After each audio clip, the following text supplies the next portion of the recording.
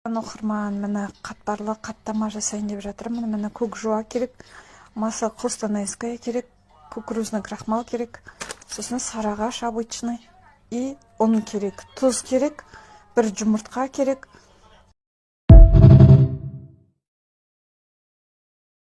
Дальше майды табаға қойып, газдың астына қойып ертеміз. Сосын сарыағаш бір жұмыртқа қосып, ұнды илейміз, ішіне тұз салып. Қамырды илеп қоямыз, потом қамырдың бетін жауып қоямыз. Көк пиязды жуып тазалап тураймыз майда қып. Қамырды осылай екіге бөліп салафанға сап қоясыздар. Потом қамырды жайып, бетіне жаңағы майды жағып шығамыз, ертілген. Потом қамырдың бетіне жайып шығамыз, өстіп майда.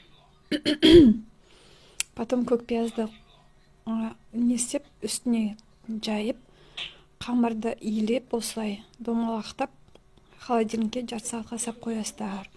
Потом өстіп домалақ қылып жаясыздар.